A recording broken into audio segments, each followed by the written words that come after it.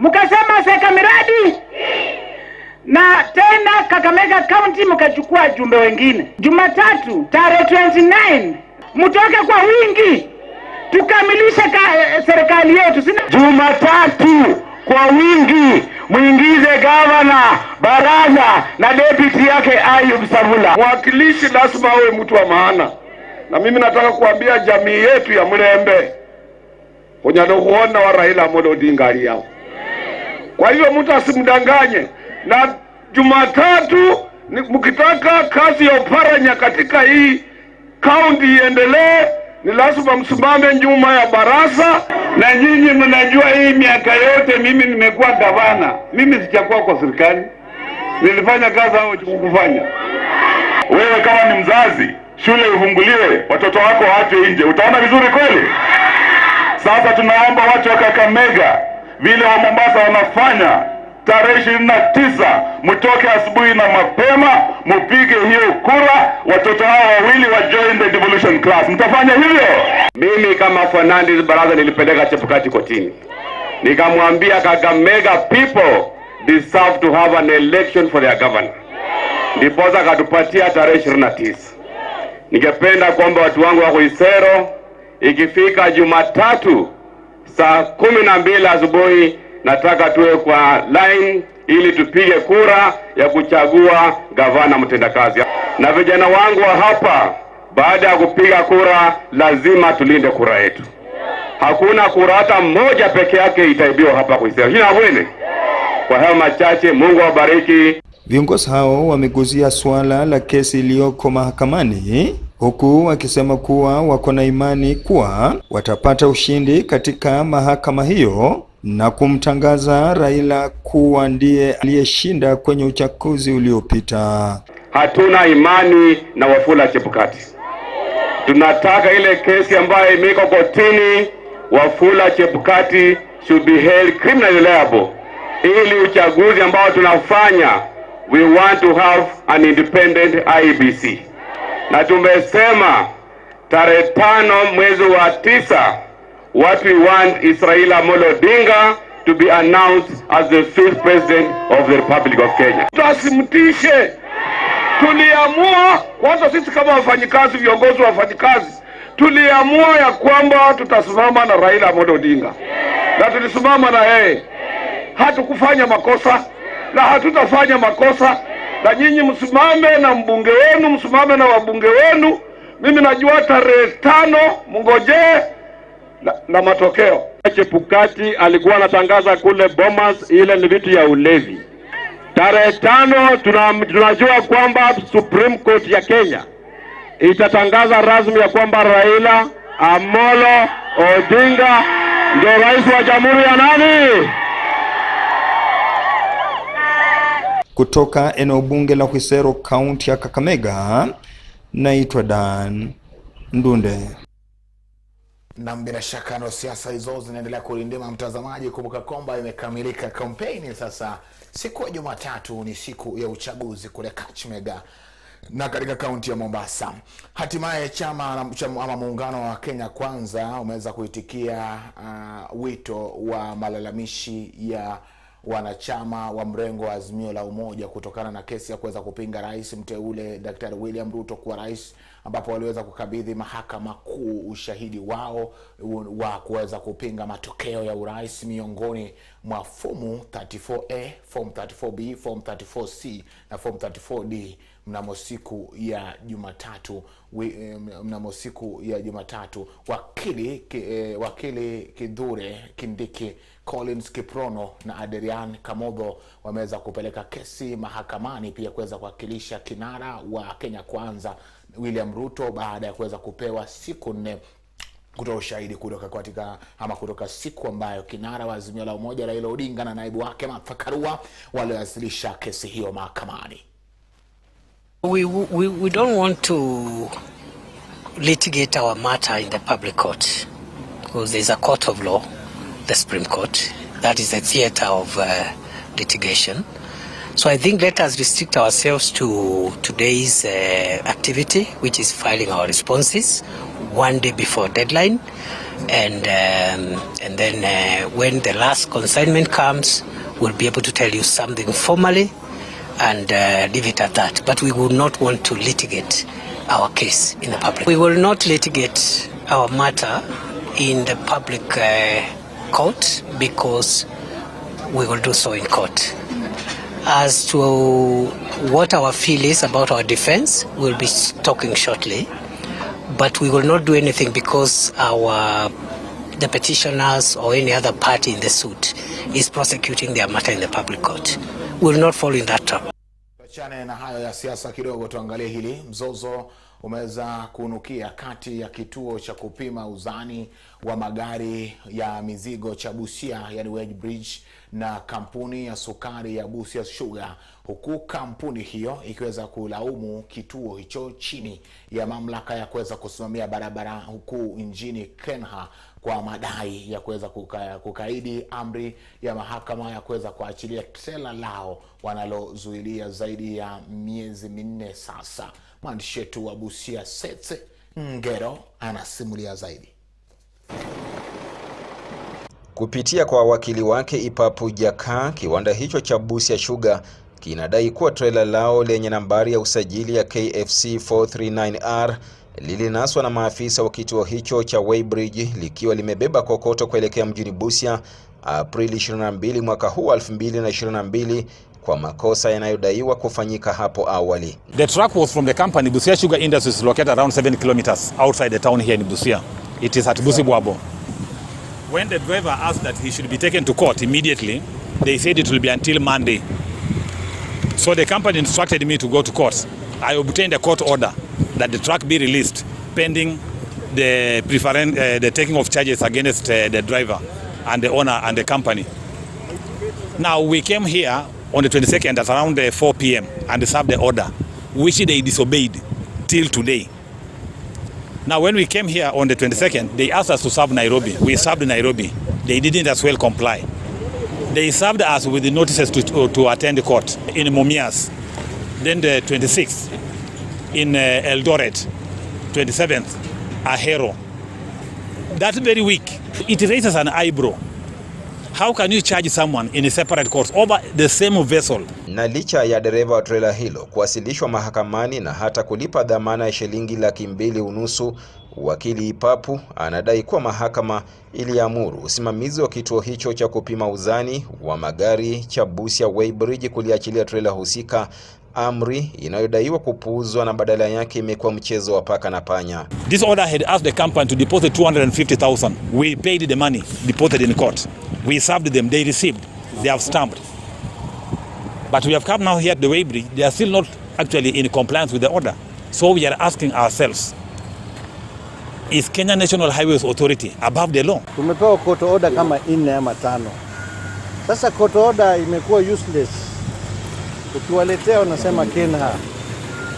Sasa sisi tunataka kujua Kenya, are they above the law? Kama wao serikali inakataa kutambua court order. Sasa mimi mwenye sijielewi ama sijijui court order nitakubali namna gani? Maafisa wa kiwanda hicho cha sukari cha Busia Sugar wakiongozwa na Hussein Kakana John Sakwa wamedai kuwa kwa miezi ambayo trela lao limekuwa likizuiliwa katika eneo hili la Weybridge mjini Busia, kama kampuni wanakadiria hasara ya zaidi ya shilingi milioni 2, swala wanalotaka usimamizi wa kituo hicho kuwajibikia. Nasikitika sana kuona gari imesimama mwezi 4 haifanyi kazi.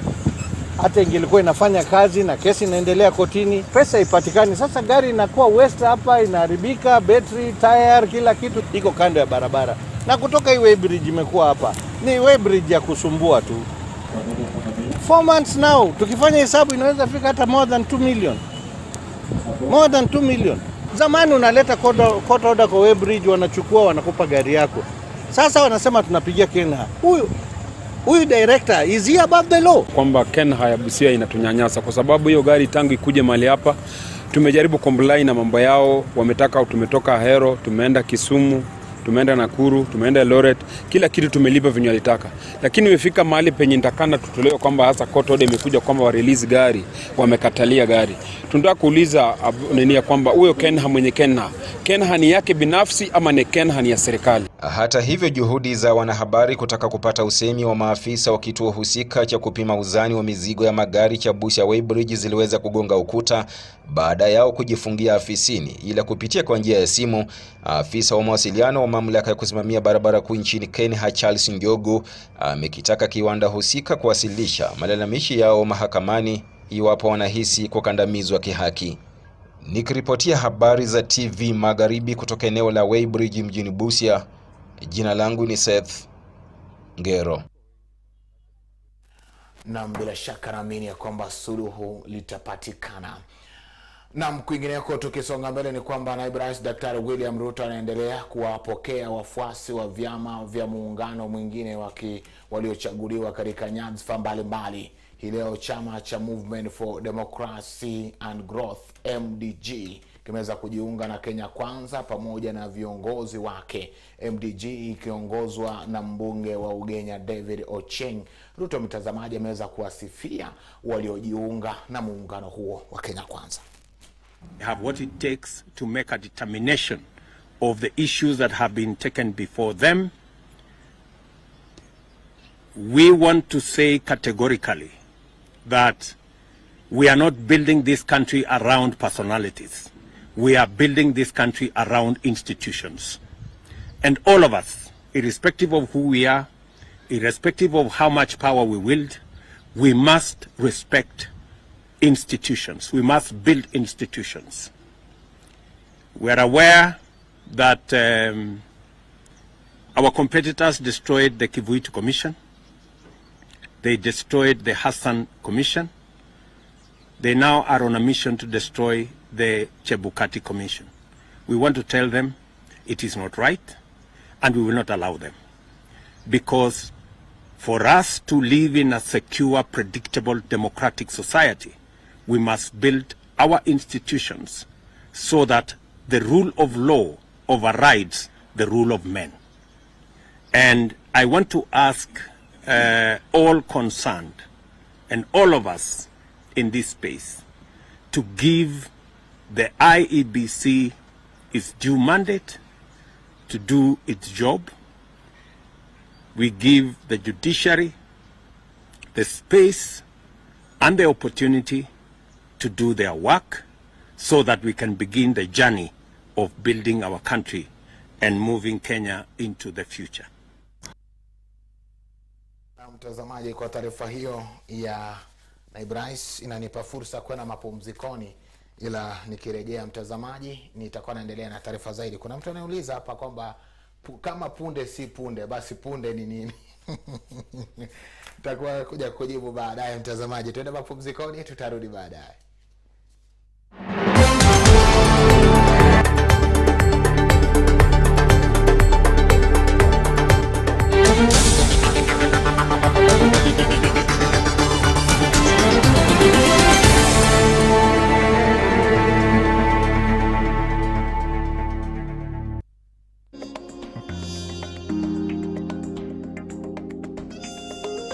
Are you looking for trendy and classic collection with ladies, gents, and children at affordable prices?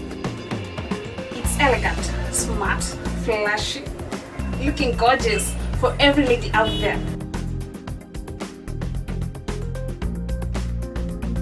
Then Lollipop Boutique is the best place for you.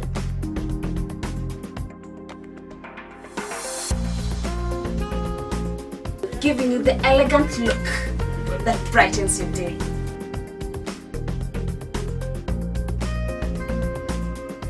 For your juicy outfit, visit Lollipop Boutique along Moy Street, Nasima House, ground floor, opposite Family Bank in Bungoma Town.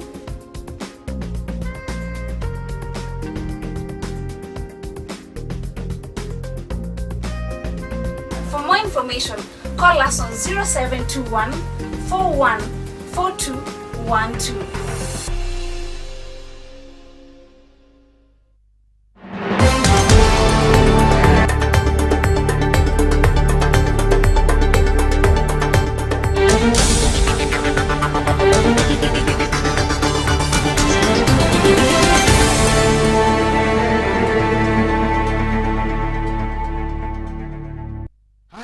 Tumerejea tena mtazamaji. Kama punde si punde, punde ni nini? Mimi nasema punde ni punde, ama si punde si punde.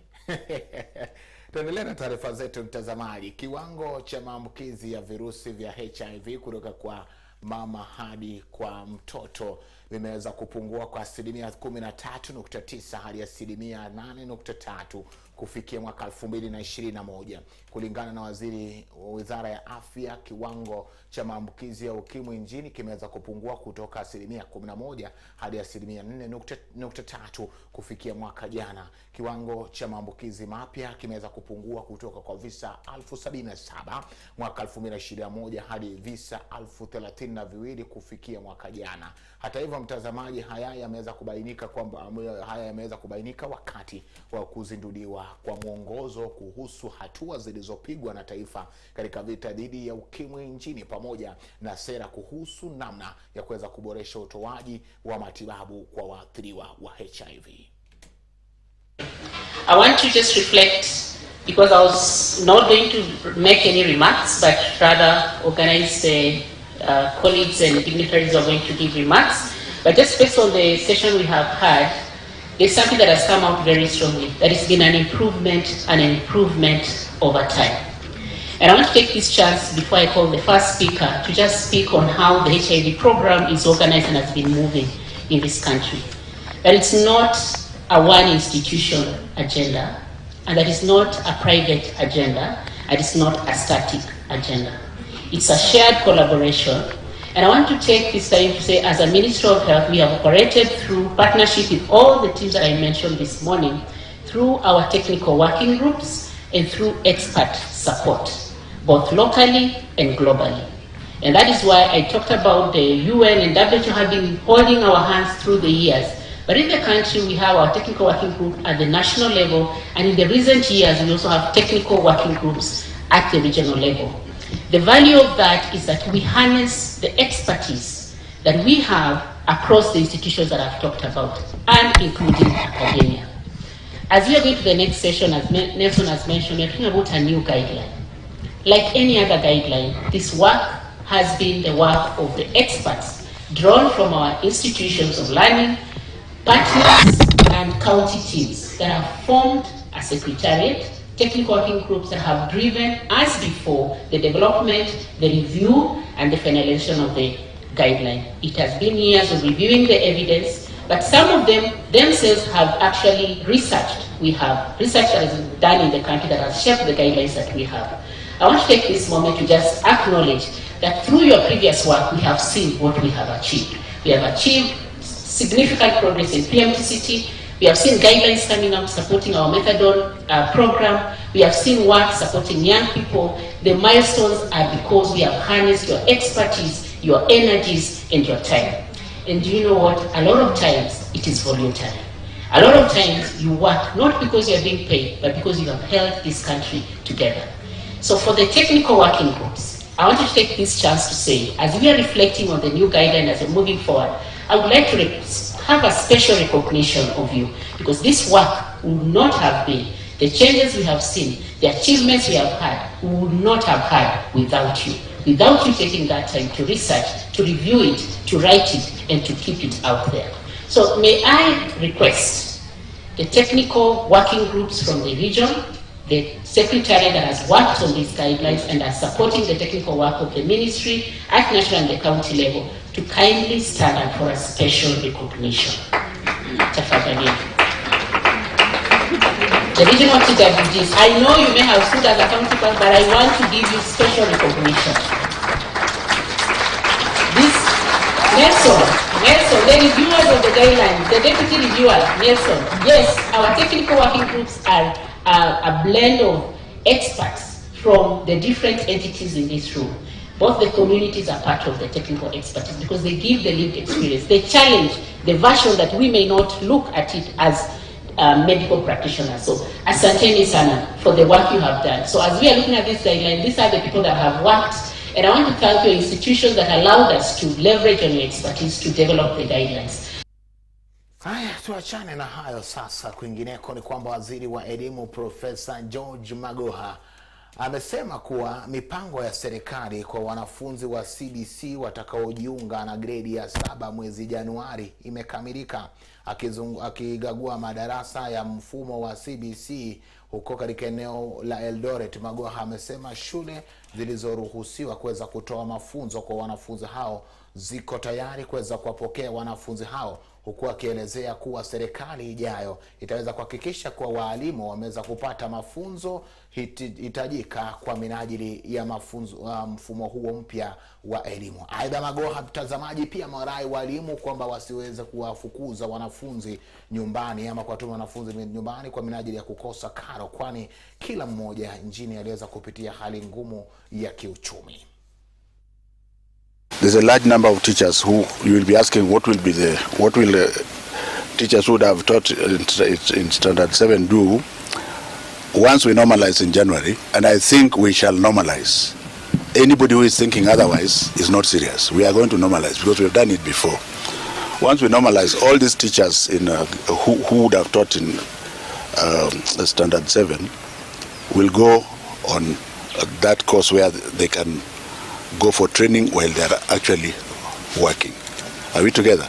So the government is well prepared in how to mainstream teachers, and I think the government that is coming must, as a matter of duty, train the teachers for grade 9 starting early next year. So for the purpose of transition, we are ready to roll. Let us put politics aside and just focus on our children and work with them during this very tough period. If you feel that you must send a child home, why don't you involve us in the ministry first so that we agree together whether we think that is acceptable, because it's totally unacceptable. And for those parents who can afford to pay in small bits, please continue to pay in small bits, because those children of ours who are in boarding schools, they eat there, and they will also eat when they come back to the house. So it is let's have a win-win situation. Let's not have a lose-lose situation. For the day scholars, we have agreed together as a government and with the teachers that since government is providing everything free of charge and money has been sent to schools, let our children go to school and remain there. And 75% of the children in this country are engaged. From my short experience at the ministry, you know, when you want to be the head of state, it is a different matter. When you get there, it will be a different matter. It will not be in the interest of anybody who becomes head of state to rush to abolish CBC. That is my considered opinion, because we already have 10 million children. The first lot is taking exams in a few weeks' time. How are you going to deal with them? And I thank God I will not be there to deal. Since the COVID pandemic and here again the election commotions, we have been and out the schools, and we are losing time yet. We lost the 3 weeks, but we thank the CS Magoha for fighting for us until we were back to school in time, and he didn't allow us to waste more time outside there. The closing and the opening of school has not been easy for us, because as for this year, we joined Form 4 in May, and we are supposed to do the exam in December. So having closed and open school, like as we count, we can say that we've been in school for like 3 months, and we have 3 months to do the exam. So it is not easy. And back at home, the parents are not well. They are complaining because of the school fees and the in and out of. Na kwingineko, kituo cha Afrika cha kudhibiti magonjwa kinataka kuwepo kwa ushirikiano kati ya nchi na wanachama wa Umoja wa Afrika katika ufuatiaji wa mlipuko wa magonjwa. Haya yanajiri kufuatia mkurupuko wa ugonjwa wa homa ya nguruwe katika kaunti ya Nakuru, ambao hadi sasa umeweza kudai kifo cha mtu mmoja. Our country has aligned itself to the global agenda of ending AIDS by 2030 by adopting the 95 strategy. While Kenya has made significant milestones towards achieving the 95 global targets, we acknowledge that we still have a long way to go, as HIV still poses a major public health and developmental challenge. Through the Kenya AIDS strategic framework, we have clearly outlined how we can reduce new HIV infections by 75% and AIDS-related mortality by 25%. The framework also provides a strategic multi-sectoral response towards achieving epidemic control and aims at a significant increase in the domestic financing of the HIV response by 2030. And this is a big challenge because domestic sustainable financing is the way to go. But we are battling this in the midst of economic stagnation and rising inflation globally. So we need to be able to rethink of the strategies that will ensure that we have sustainable financing for our HIV program, including how we can work closely with the private sector to tap into their resource base to be able to leverage their resources.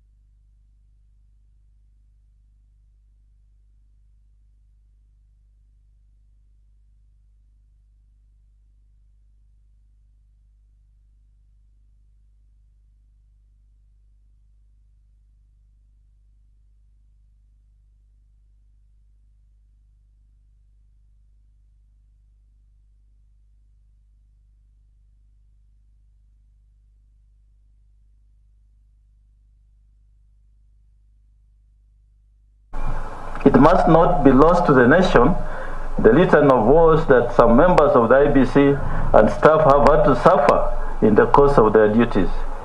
We have been subjected to extremely negative ethnic profiling, irascible and unrelenting cyberbullying in the social media, including the creation of phantom and fake social media accounts of returning officers. We have suffered incessant verbal abuse and harassment from some politicians and their henchmen. We have faced blunt attacks and at polling stations, tallying centers, where lives and limbs have been lost. My fellow countrymen and women, this scorched earth mentality to electoral processes that is perpetrated by leaders does not sit with the aim to sound democratic practice and order. It gravely offends common human decency. It deeply undermines our sense of humanity and self-respect. It's wrong. It is shameful. It must stop. Elections are not and should not be war. They are merely a democratic device for choosing our leaders. I wish to most sincerely thank from the bottom of my heart and from the Commission, brave members and staff of the Commission who gallantly defend democracy in the face of adversity. Men and women who choose to still march on for liberty when turning back was a more comfortable and safer option. Those who stood up for virtue, even as they were tempted by corrupt individuals masquerading as leaders. I salute the commissioners and staff who exhibited uncommon valor when our ideals as a commission were put to test. For the sake of our country, we must continue to hold the line. For this is the true price of freedom and liberty. And even one thinks that the IBC will cut and run, they are mistaken. We are acutely aware of our constitutional mandate and the oath of office that we have subscribed to and pledged to discharge to the best of our abilities.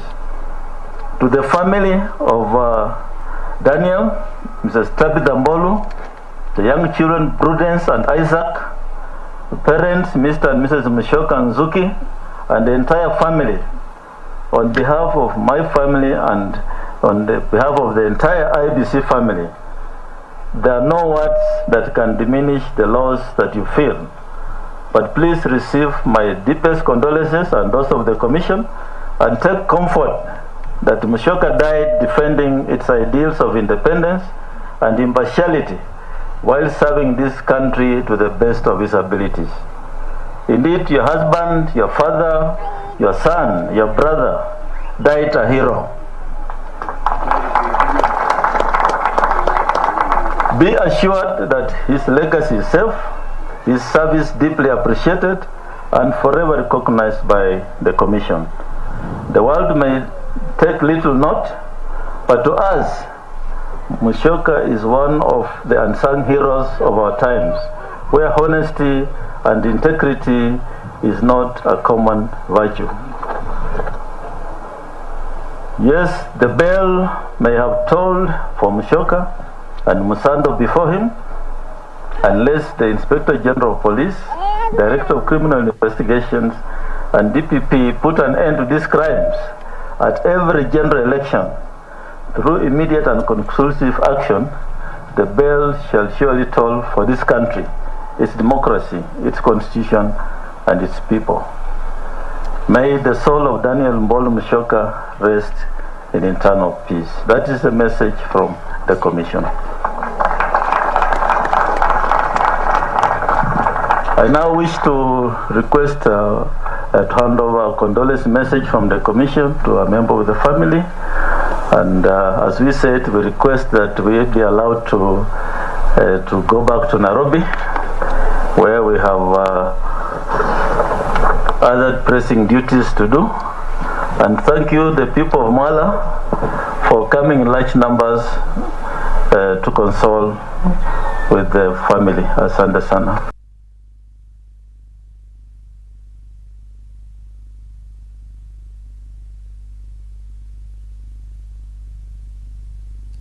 Namna bila shaka mtazamaji, kwa taarifa hiyo ya Chebukati, bila shaka ama afisa ule wa IBC, hapo ndipo nakamilisha taarifa zetu za Magharibi jioni ya leo, na kushukuru dhati ya shukurani na shukurani za dhati kwa kuendelea kutazama taarifa zetu jioni hii. Wale wote mliofuatilia kwenye mitandao, nasema asante sana, na bila shaka tutakutana tena kesho kwa mengi zaidi. Alafu tu ambazo zipo pale kwenye kronomita yangu, kuna mwanadada anaitwa Elvin, mwalimu wa shule ya upili ya St. John's SK Manyala. Asema kwamba alikuwa anafuatilia, anasema ni leo ni siku yake ya kuzaliwa. Basi kula laheri Alvin, ukiwa pale Manyala ukisherehekea siku yako ya kukopolewa ama kuzaliwa kule katika lugha asirafu ya Kiswahili. Kwa niaba ya jopo zima lofanikisha taarifa hizi, mtazamaji nasema asante sana. Nikianza tu na mpiga picha wangu hapa studio ambaye anajulikana kama Nico Juma, mwelekezi wangu ambaye ni Isaac Opilo, pamoja na msalishaji wa taarifa hizi Maslin Sikuku. Mtangazaji wa ishara anajulikana kama Christine Eba, mwenyewe anaitwa Pati Kanga. Niondoke nikikuacha na hili mwana kwetu, kwamba maji machafu siku zote hayafanyi ama hayazuii mumea kumea na kuendelea kunawiri. Maji machafu siku zote hayazuii mumea kunawiri ama kuendelea kumea. Na siku zote pia nakukumbusha kwamba mtoto akikojolea paja, hilo paja halikatwi, lakini hilo paja mtazamaji linasafishwa. Ina maana gani haya yote na kujuza jioni hii? Ni kwamba mtazamaji, ila japo jambo likiharibika, kuna uwezo wa kulitengeza tena na kuwa safi na kurejelea katika hali yake. Jioni ya leo nakutakia jioni iliyo njema, isiyokuwa na usumbufu wa umbo. Ijumaa karimu. Kwaheri.